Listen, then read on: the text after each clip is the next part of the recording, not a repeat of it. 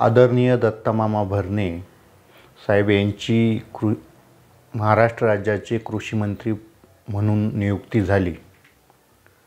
त्यांचं अभिनंदन करत असताना या ठिकाणी शेतकऱ्यांचे जटिल प्रश्न त्यांच्या माध्यमातून निश्चितपणाने ते सोडतील अशी अपेक्षा शेतकऱ्यांचं प्रतिनिधित्व करत असताना आमच्यासारख्याला वाटते।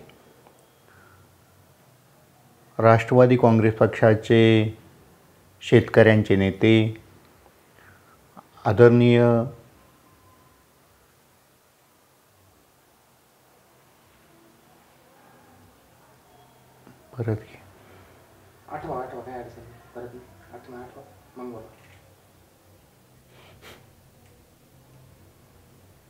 अजितदादा पवार साहेब यांच्या माध्यमातून अतिशय चांगल्या पद्धतीचं काम उपमुख्यमंत्री म्हणून महाराष्ट्र राज्यात चालू आहे आणि महाराष्ट्राची सेवा करत असताना शेतकऱ्यांच्या बाजूने जे काही निर्णय आहेत ते निर्णय या सरकारच्या माध्यमातून त्या ठिकाणी घेतले जातील।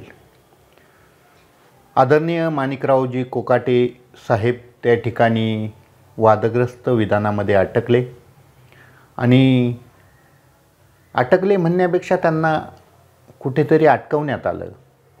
अतिशय चांगल्या मनाचा निर्मळ मनाचा माणूस आहे। येथील अकोले तालुक्याच्या शेजारील सिन्नर तालुक्यातील ते त्या ठिकाणी प्रतिनिधित्व करतात। सातत्याने 5, 25, 50 वर्षाचं राजकीय आयुष्य एखाद्या वक्तव्यामुळं पूर्ण त्याचं आयुष्य बर्बाद होणं हे कुठल्याही राजकीय संस्कृतीमध्ये ग्राह्य नसलं पाहिजे आणि म्हणून आदरणीय माणिकराव कोकाटे साहेब यांची त्या ठिकाणी क्रीडा मंत्री म्हणून नियुक्ती झाली।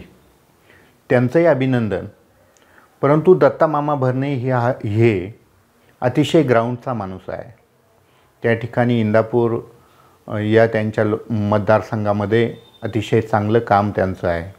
संपूर्ण राज्यामध्ये 2014ला असेल, 2019ला असेल, 2019ला महाविकास आघाडीत असताना त्यांना मंत्रिपद होते।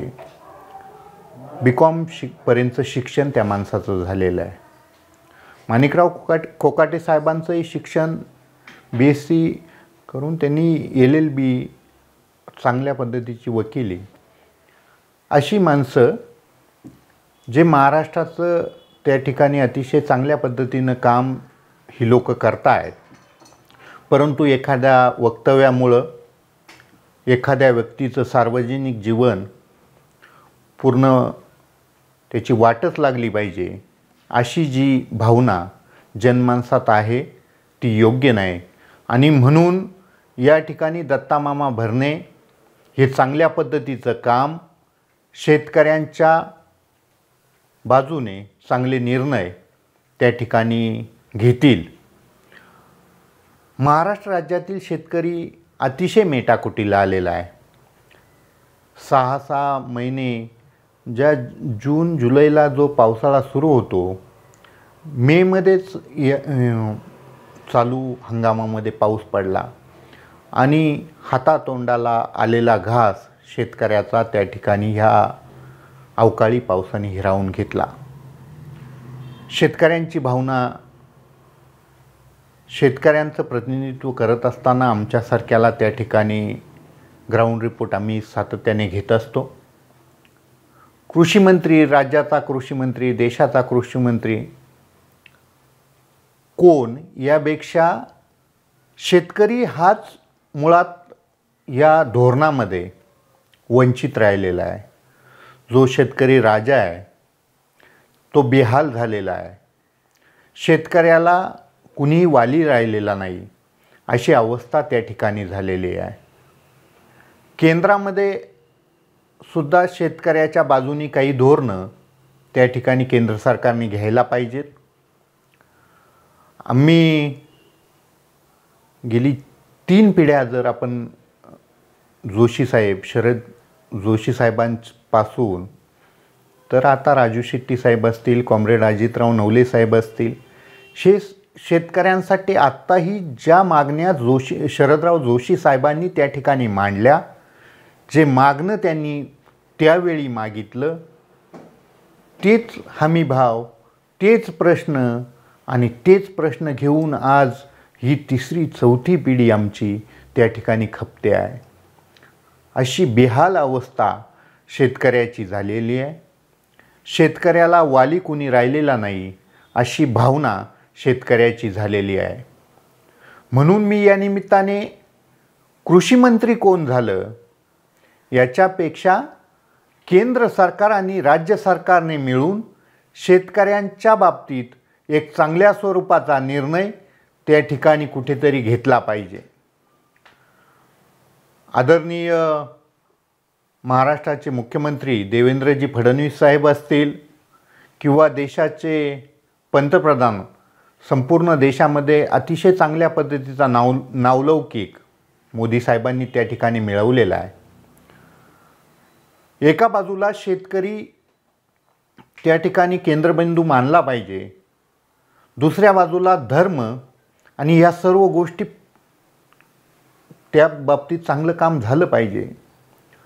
परंतु आत्ता शेतकऱ्याला उद्भवलेली एक भीषण परिस्थिती, जी गावठी गाय आहे तो शेतकरी आम्ही शेतकरी म्हणून ती गावठी गाई आम्ही माता मानलेली आहे. तिचं जतन झालं पाहिजे, तिचं संवर्धन झालं पाहिजे. परंतु या ठिकाणी जे वासरं, नवजात वासरं त्या जर्सी गायांना तयार होतात, ती वासरं आम्ही जर दूध त्यांना पाजलं, त्या गोऱ्यांना जर दूध पाजलं तर हा शेतकरी उद्ध्वस्त झाल्याशिवाय राहणार नाही अशी अवस्था शेतकऱ्याची आहे. जी जनावरं खाटी आहेत, जी कामाची नाहीत, ती जनावरं आज आम्हाला जतन करावी लागत आहेत. अशी अतिशय भीषण वास्तव शेतकऱ्याचा ग्राउंड रिपोर्ट सुज्ञ माणसांनी त्या ठिकाणी पत्रकारांनी माझ्या जे या क्षेत्रामध्ये चांगल्या पद्धतीने काम करू इच्छितात त्यांनी हे सगळे ग्राउंड रिपोर्ट घेतले पाहिजे, केंद्र सरकारपर्यंत पोहोचवले पाहिजे, राज्य सरकारपर्यंत पोहोचवले पाहिजे. राज्याचा कृषी मंत्री कोण आणि देशाचा कृषी मंत्री कोण, कोण रमी खेळलं आणि कोण पत्ते खेळलं या भानगडीत न पडता कुठेतरी शेतकऱ्याच्या बाजूने त्या ठिकाणी निर्णय झाले पाहिजे. शेतकऱ्याचा कळवळा एका बाजूला दाखवायचा, परंतु शेतकरी उद्ध्वस्त झाला, तो उद्ध्वस्तच होईल अशा पद्धतीचे निर्णय त्या ठिकाणी घेतले जातात. मुख्यतः हा निर्णय जो मी आत्ता मुद्दा मांडला आहे हा अतिशय ज्वलंत आहे. आत्ता शेतकऱ्याची समस्या अतिशय ज्वलंत आहे. त्या ठिकाणी मित्रांनो, ती जी वासरं, नवजात वासरं, आज अक्षरशः त्यांचा खून त्या ठिकाणी केला जातो आहे. त्यांना जन्मल्यानंतर 1 लिटर दूध त्यांना न पाजता त्यांना कुठेतरी ओढ्या नाल्याला फेकलं जातं आहे, नदीला फेकलं जातं आहे, एखाद्या धरणात फेकलं जातं आहे आणि त्याचा जीव घेतला जातो आहे आणि ते पाणी वगैरे दूषित केलं जातं आहे. अशा अवस्थेत आत्ता शेतकरी आहे. दूध उत्पादक शेतकऱ्याची ही अवस्था आहे. दूध उत्पादक, ऊस उत्पादक, गहू उत्पादक, हरभरा उत्पादक, वेगवेगळ्या कॅटेगरीमध्ये शेतकरी विभागला गेला आहे. तो संघटित नाही. शेतकऱ्यांच्या संघटना त्या ठिकाणी विभागल्या गेल्यात, राजकीय जोड्यांमध्ये त्या विभागल्या गेल्यात. कुठेतरी शेतकरी संघटित नाही. मित्रांनो, मी विधानसभेचं अधिवेशन चालू असताना आदरणीय आमदार डॉक्टर किरणजी लहामटे साहेबांबरोबर त्या ठिकाणी मुंबईला 2-4 दिवस होतो. मी त्या ठिकाणी जे संघटित आहेत त्यांचे निर्णय त्या ठिकाणी घेतले जातात, परंतु जे असंघटित आहे, शेतकरी सध्या असंघटित आहे, तो संघटित व्हायला तयार नाही. तो मी गहू उत्पादक, मी भात उत्पादक, मी ऊस उत्पादक, मी दूध उत्पादक अशा कॅटेगरीमध्ये विभागला गेला आहे. ऊस उत्पादकाचं भांडण जर चालू असलं तर कापूस उत्पादकाला घेणं नाही. पश्चिम महाराष्ट्रातील शेतकरी, विदर्भातील शेतकरी, अशा कॅटेगरीमध्ये शेतकरी विभागला गेला आहे. हे मुख्यतः दुखणं आहे.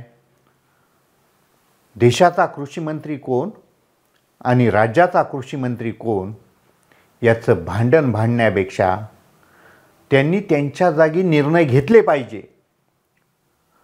ते ज्या कामावरती त्या ठिकाणी जे मंत्री लोक त्या ठिकाणी काम करतात त्यांनी निश्चितपणानं ते काम केलं पाहिजे. त्या ठिकाणी समजा आता कर्जमाफीची जो ज्वलंत प्रश्न सध्या शेतकऱ्यांना भेडसावतोय. शेतकरी हा भीक नको, परंतु त्याला घामाचं दाम मिळालं पाहिजे. आज केंद्र सरकार असेल किंवा राज्य सरकार असेल त्या ठिकाणी त्यांनी त्यावरती एक ड्रीम प्रोजेक्ट शेतकऱ्याच्या बाबत त्या ठिकाणी तयार केला पाहिजे. दुर्दैवानं जी दळणवळणाची साधनं आहेत हे एका बाजूला गरजेचे असतात, परंतु अकोले तालुक्यातील मी एक शेतकरी आणि शेतकऱ्यांचा प्रतिनिधित्व करत असताना जे काम शेतकऱ्यांचं थोडंफार आमच्या वाट्याला येतं, जे दुखणं येतं ते आम्ही शासन दरबारी मांडण्याचा सातत्याने प्रयत्न करतो. परंतु मित्रांनो, धरण भंडारदरा धरण अकोले तालुक्यात झालं, निळवंडा धरण अकोले तालुक्यातच झालं.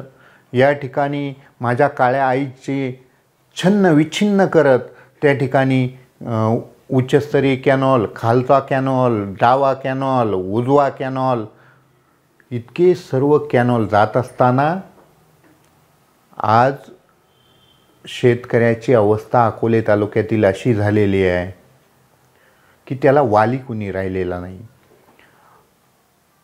ही अकोले तालुक्याचं भीषण वास्तव या ठिकाणी मांडत असताना हे सर्व भेडसावतंय, आम्हाला शेतकऱ्यांना भेडसावतंय. आता हे कोणी कृषी मंत्री येऊन आमचे हे घराने ऐकणार नाही. या ठिकाणी जे कोणी राज्यकर्ते असतील, अहमदनगर या जिल्ह्याचे जे पालकमंत्री असतील, त्यांनी या सर्व गोष्टींवरती कुठंतरी विचार करण्याची वेळ आता आलेली आहे. पुनर्वसन आमच्या तालुक्यात झालं आहे. या ठिकाणी शेतकरी देशोधडीला लागला आहे. तुम्ही पोलीस फोर्समध्ये त्या ठिकाणाहून कॅनॉल घेऊन गेलात, पाणी घेऊन गेलात, पाणी जाऊच तोवर डोंगर मंजूर अशा पद्धतीची अवस्था आमची त्यावेळी अधिकाऱ्यांनी केली होती. काही मागा मंजूर, परंतु आज तुम्ही पाणी घेऊन गेलात. माझ्या शेतकरी बांधवांचे त्या ठिकाणी गायी वाहून जातात, बैल वाहून जातात, त्या ठिकाणी माणसंही पाटात वाहून जातात, परंतु तरीही कुणीही त्यांना वाली त्या ठिकाणी नाही. या निमित्तानं मला आदरणीय राधाकृष्ण विखे पाटील साहेबांना विनंती करायची आहे, अकोले तालुक्यातील शेतकऱ्यांना एकदा न्याय देऊनच टाका. अतिशय पिचलेला शेतकरी आहे. माझा शेतकरी बांधव हा बोलत नाही, तो संघटित नाही, तो पुढे येत नाही. म्हणून तुम्ही जर त्याचं गाऱ्हाणच ऐकणार नाही तर अतिशय वाईट अवस्था शेतकऱ्याची होईल. आणि विदर्भातील शेतकऱ्यांप्रमाणे पश्चिम महाराष्ट्रातील सदन समजला जाणारा हा शेतकरीही आत्महत्येच्या उंबरठ्यावरती येऊन ठेपलेला आहे. म्हणून कृषी मंत्री आदरणीय दत्तामामा भरणे हे अतिशय चांगल्या पद्धतीचं काम त्या ठिकाणी करणार आहेत, कारण तो जमिनीवरचा माणूस आहे.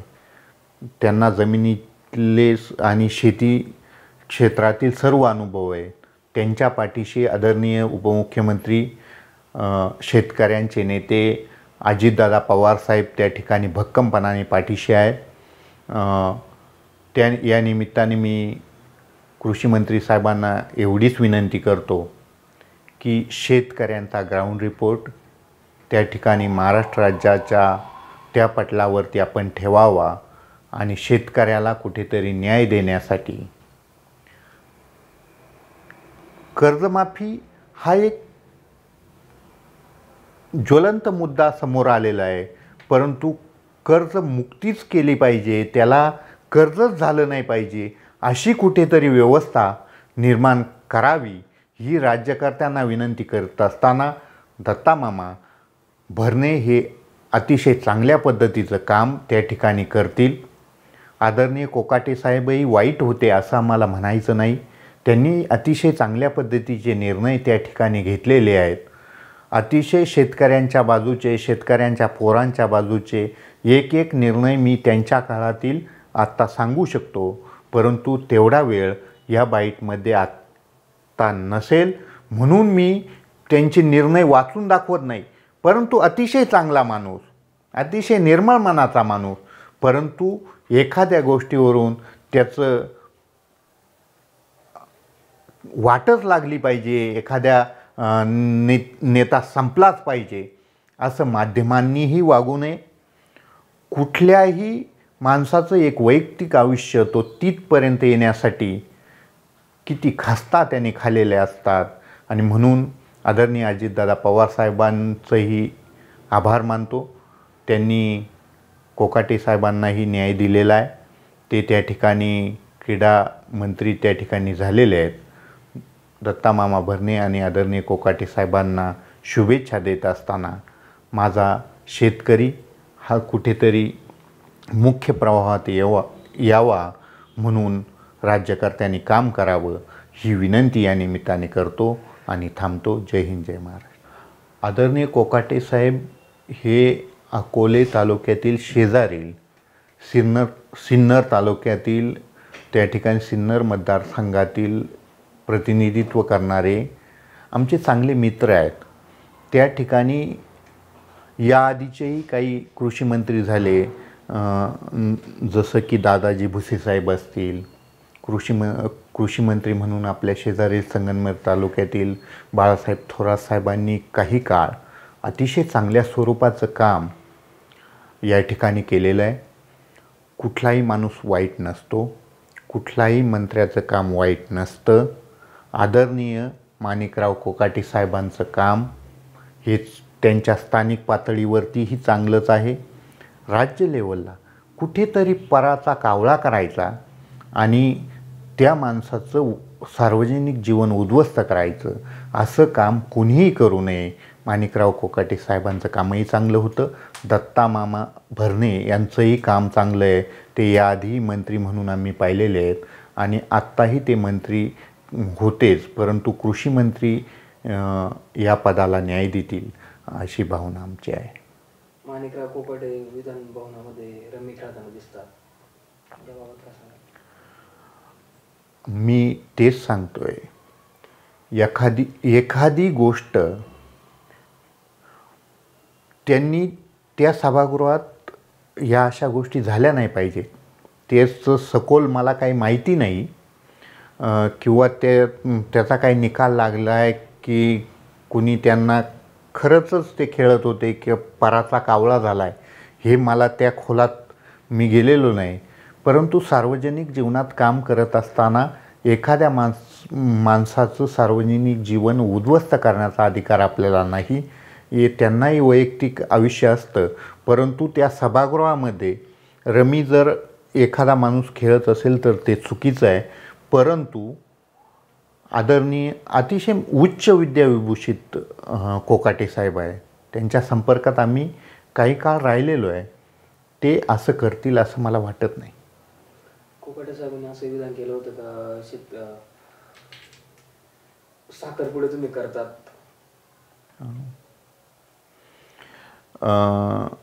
ते विधान कृषी मंत्री म्हणून त्यांना त्यांच्या तोंडाला जरी शोभलं नसेल तरी वास्तवता अशी आहे की आम्ही मराठा समाजाने आत्ता शेतकऱ्यांनी विवाह सोहळे अतिशय माफक आणि कमी खर्चाचे करावेत अशी भूमिका घेऊन आता काम सुरू केलं आहे.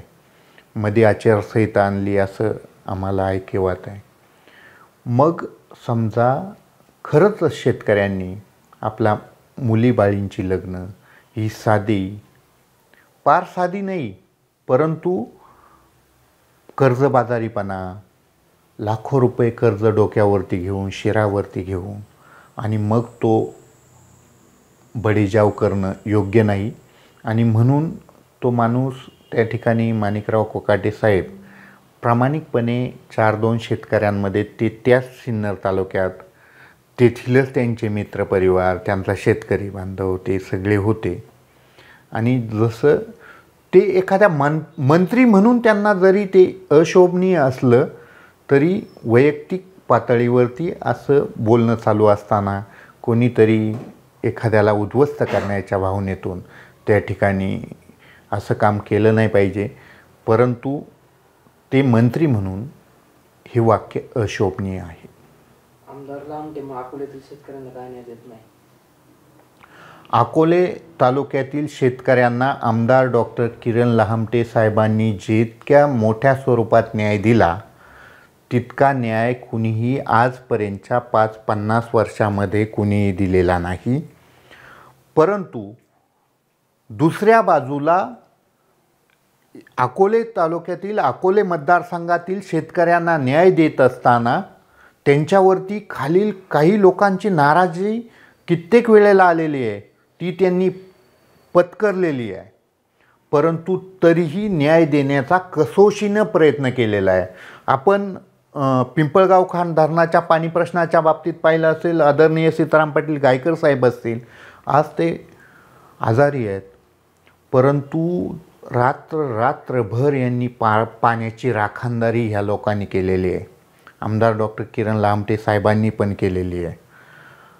प्रत्येक आढळेचा असेल, प्रवरेचा आणि मुळेच्या तिन्ही पाण्याचं नियोजन ते 2019ला आल्यानंतर आजतागायत पाण्याचं अतिशय चांगल्या पद्धतीचं काटेकोर नियोजन आमदार डॉक्टर किरण लहामटे साहेबांनी त्या ठिकाणी केलेलं आहे. तुमचा जो प्रश्न आहे तोच मुळात चुकीचा आहे. आमदार डॉक्टर किरण लहामटे साहेब न्याय देत नाही असं नाही, परंतु ते या विधानसभा मतदारसंघात न्याय देत असताना काही लोक त्या ठिकाणी त्यांच्यावरती कुरघोड्या करतात. पाणी पळवण्याचं ते या ठिकाणी जरी अकोले विधानसभा मतदारसंघाचे ते लोकप्रतिनिधी असले तरी ते सत्ताधारी पक्षात आहे. आणि म्हणून या ठिकाणी आदरणीय या जिल्ह्याचे पालकमंत्री विखे पाटील साहेब हे आणि आमदार डॉक्टर किरण लहामटे साहेब आत्ता त्यांचं ट्युनिंग चांगल्या पद्धतीने या पुढील काळात अशा काही गोष्टी होणार नाही असं माझ्यासारख्याला वाटतं. आमदार लामटे विखे पाटलांसोबतच असतात प्रत्येक वेळेस, मग कॅनलवरचे शेतकरीच का त्रस्त झालेत, त्यांना नुकसान भरपाई का नाही मिळाली? कॅनॉलचा तोच प्रश्न आहे. उजवा कॅनॉल आणि डावा कॅनॉल हा अकोले तालुक्याची काळी आई त्या ठिकाणी चिरफाड करून त्या ठिकाणी खालच्या लोकांना पाणी नेलेलं आहे. आमचा महत्त्वाचा आणि वादाचा मुद्दा तोच आहे की या अकोले तालुक्यातील, अकोले विधानसभा मतदारसंघातील मायबाप जनतेला त्या ठिकाणी न्याय मिळाला पाहिजे. आणि मग खाली पाणी नेण्याबद्दल आमचं कुठल्याही पद्धतीचं काही विरोध असायचं कारण नाही. आमदार साहेबांनी त्या ठिकाणी भूमिका घेतली. ज्या ग्रामपंचायतमध्ये ज्या आपल्याला जर काँक्रिटीकरणाची आवश्यकता वाटत नसेल, त्या ठिकाणी त्रास नसेल, तर त्या ग्रामपंचायतींनी ठराव द्यावा आणि त्या ठिकाणी काँक्रिटीकरण होणार नाही. ज्या ठिकाणी नुकसान होतं आहे, शेजारी शेती उपळते, त्या ठिकाणी काँक्रिटीकरणाला जर लोकांची मागणी असेल तर तशा पद्धतीचे ठराव द्यावेत आणि त्या ठिकाणी काँक्रिटीकरण केलं जाईल. परंतु जिथे गरज नाही तिथे काँक्रिटीकरण होणार नाही. हा महत्त्वाचा मुद्दा पहिल्यापासून आमदार डॉक्टर किरण लहामटे साहेबांनी ठेवलेला आहे. आणि आजही या ठिकाणी जिथे गरज नाही त्या ठिकाणी काँक्रिटीकरणाचं काम झालेलं नाही. आपण बघितलं त्या मुली त्या कॅनॉलच्या त्या बीमवरतून चालत आहे, मग तुम्ही म्हणताय जे महत्त्वाचे मुद्दे तेच दिले, मग हा मुद्दा किती वर्षापासून चालू होता, मग का नाही तिथं पूल दिला? त्या ठिकाणी जे माझी कर्मभूमी आहे, खानापूर आगार खानापूर ग्रामपंचायत, त्या ठिकाणचा तुमचा मुद्दा आहे. त्या पुलाच्या बाबत मी स्वतः पत्रव्यवहार केलेले आहेत. आत्ता त्या ठिकाणी लोखंडी पूल मंजूर आहेत आणि ते लगेच होऊ शकतात, परंतु त्या ठिकाणच्या लोकांचा विरोध आहे. छोटा पूल नको, गाड्या गेल्या पाहिजे, गाया गेल्या पाहिजे, माणसं गेले पाहिजे. म्हणून तुम्ही ज्या पुलाच्या बाबतीत बोलताय, तुम्ही त्या दिवशी जो व्हिडिओ त्या ठिकाणी पुढे आला आहे, तो त्या ठिकाणी सातारा नावाचा डोंगर आहे. त्या ठिकाणी खंडोबा देवस्थान आमचं ग्रामदैवत आहे. त्या ठिकाणी चिंचाची वृक्ष लागवड मी स्वतः 4 वर्ष केलेली आहे आणि म्हणून मागणी केलेली आहे. ती डोंगरावरती चढण्यासाठी आम्हाला रेडे त्या बाजूने एक रस्ता आहे, परंतु या बाजूने जो आमचा पूर्वापार रस्ता होता, तो त्या ठिकाणी मोठी यात्रा वांगेसटीच्या दिवशी काहीतरी त्या ठिकाणी मोठी यात्रा असते. त्या यात्रेला भाविकांना जाण्यासाठी आम्हाला रस्ता हवा म्हणून मागणी केली आणि तो रस्ता त्या ठिकाणी मंजूर झालेला आहे फक्त. आणि त्याचा पाठपुरावा पण आमदार डॉक्टर किरण लहामटे साहेबांनी 4 वेळेला त्या ठिकाणी फोन लावलेले आहेत, परंतु तेथे परिस्थिती अशी आहे, भौगोलिक रचना अशी आहे की त्या डोंगराच्या कडेने ते काँक्रिटीकरण झालं आहे आणि त्या ठिकाणी पूल, तो जो रेडीमेड जो लोखंडी पूल आहे, ते स्ट्रक्चर बसवण्यासाठी प्रॉब्लेम आहे. म्हणून जागा बदलून तो पूल त्या ठिकाणी बसवला जाणार आहे. काल मी आमदार डॉक्टर किरण लहामटे साहेबांना त्या गाई ज्या बांधवाची गेली त्याला काहीतरी न्याय मिळावा म्हणून आम्ही गेलो होतो. साहेबांनी त्या ठिकाणी अधिकारी वर्गाला फोन लावले, तेथे पूल होणार आहे. आपला अकोले तालुका हा आदिवासी तालुका आहे. 9 ऑगस्टला जागतिक आदिवासी दिन आहे. एकनाथ शिंदे साहेब अकोल्यात येत आहे, तर महायुती म्हणून आमदार लहामटे आणि मारुती मेंगाळ हे एका मंचावरती उपस्थित राहतील का? अकोले तालुक्यातील मायबाप जनता, ती आदिवासी बिगर आदिवासी हा कुठलाही भेद आजपर्यंत झालेला नाही. अकोले तालुक्यातील आदिवासी समाज, त्याच्याबरोबर आम्ही सर्व बिगर आदिवासी सर्व लोक त्या दिवशी जल्लोषात त्या ठिकाणी उत्साहात आदिवासी दिन साजरा करणार आहोत. सर्व नेते आदिवासींचे असतील, बहुजनांचे असतील, सर्व पक्षीय नेते त्या दिवशी या ठिकाणी मोठ्या स्वरूपाचा उत्सव, अकोले तालुक्यात राज्याला दिशादर्शक असा उत्सव हा आपल्याला पाहायला मिळेल. सगळे बरोबरच त्या ठिकाणी असतील. एका मंचावरती लाखो लोकांचा जनसमुदाय त्या ठिकाणी एका मंचावरती बसत नाही. काही वेगवेगळे प्रोग्राम्स त्या दिवशी आहेत. यावर्षी लई मोठ्या स्वरूपाचे DJ वगैरे हे जास्त त्रास, कर्कश आवाज हे होणार नाही, परंतु अतिशय चांगल्या पद्धतीचं नियोजन या सर्व नेते मंडळींनी केलेलं आहे. मारुती मेंगाळ साहेब हेही आमचेच मित्र आहे आणि आमदार डॉक्टर किरण लहामटे साहेब हे सर्वांना बरोबर घेऊन, सर्व नेते मंडळींना बरोबर घेऊन त्या ठिकाणी आदिवासी दिन हा राज्यात 1 नंबरचा आदिवासी दिन अकोले शहरामध्ये त्या ठिकाणी तुम्हाला दिसेल. मारुती मेंगाळ यांची कुठेतरी सोशल मीडियावरती बदनामी केली जाते की आम्ही यांच्या पक्षात नाही आहे, सध्या लेटेस्ट न्यूज आहे, काय सांगा? तो त्यांच्या पक्षातील संबंध आहे काय, मला काय त्यातली आयडिया नाही. एकनाथ शिंदे अकोल्यात आल्यावरती शिवसेनेची ताकद कुठेतरी अकोल्यात वाढणार आहे आणि राष्ट्रवादीची ताकद कुठेतरी कमी पडती अशी चर्चा सुरू आहे.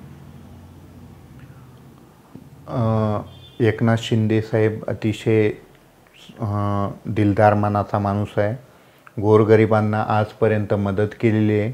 त्यांच्या कार्यकाळात अतिशय चांगल्या पद्धतीचं काम झालेलं आहे.